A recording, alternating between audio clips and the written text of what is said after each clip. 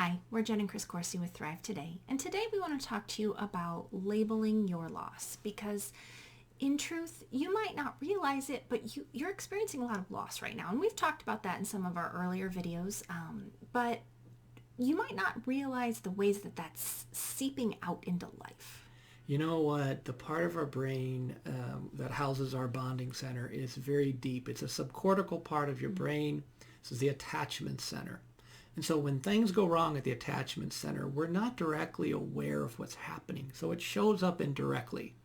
So it shows up with cravings. I just want the sugar. I just want to go spend money.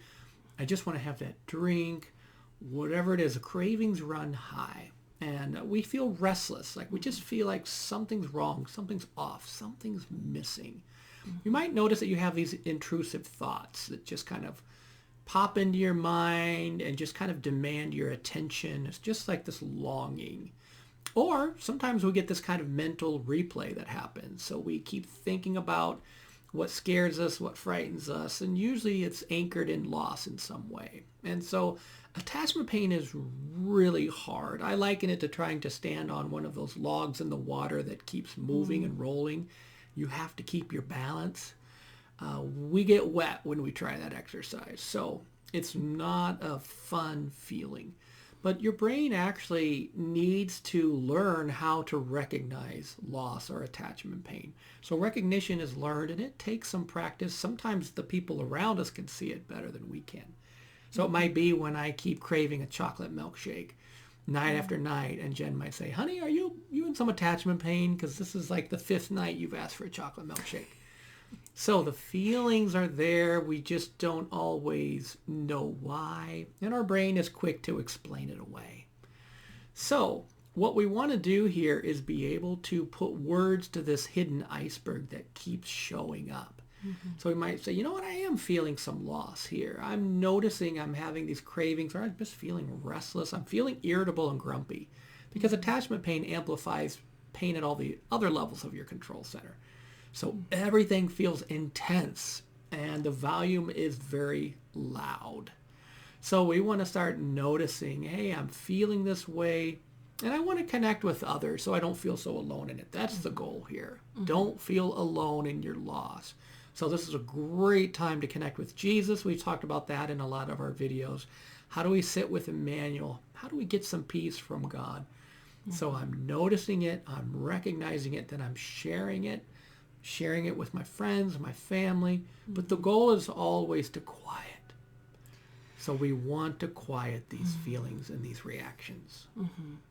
So you may not, as you're noticing these cravings, you may not even be able to put words to why you're feeling that way. You may not be able to point to like, oh, yeah, I'm really in the mood for some strawberry Twizzlers. That's my thing. Strawberry Twizzlers, or I'm just feeling restless and grumpy. It's not even that you necessarily go, oh, well, I'm missing so-and-so because we were supposed to connect today, but coronavirus happened, and so now I'm not going to see them for weeks. It's not even that we necessarily can label the specifics of what we're missing. It's just to start with, we're just trying to figure out, oh, this feeling, this restlessness, this craving for sugar. I saw a quote on Facebook the other day that said, it takes a village to raise a child, but a vineyard to homeschool one. And that reflects the stress levels that many parents are feeling. But it also reflects some of those cravings, that restlessness, that loss feeling over routine, over quiet in your home. There's a lot of loss all over the map. It's also why pornography, the people visiting porn sites is just through the roof. Like more than ever during this time, just people are feeling attachment pain that they don't really know what they need. And their brain has a lot of pseudo-joy ideas of what they need. I like what our friend Ed Corey calls beeps. So your brain wants behaviors, experiences, events, people, and substances to turn down the noise, to make the noise stop. So for today, we just want to recognize there's something deeper behind those feelings, behind that restlessness, behind those cravings. And then maybe take it to Jesus and ask him, Lord, what do I need to know about this? And for more information on grief and what to do with this loss and how we can navigate it, we go into it in Why You're Grieving, as well as Navigating Your Grief, some earlier videos in this series. We'd encourage you to check those out as well. Yes, so we just pursue some peace, my friends.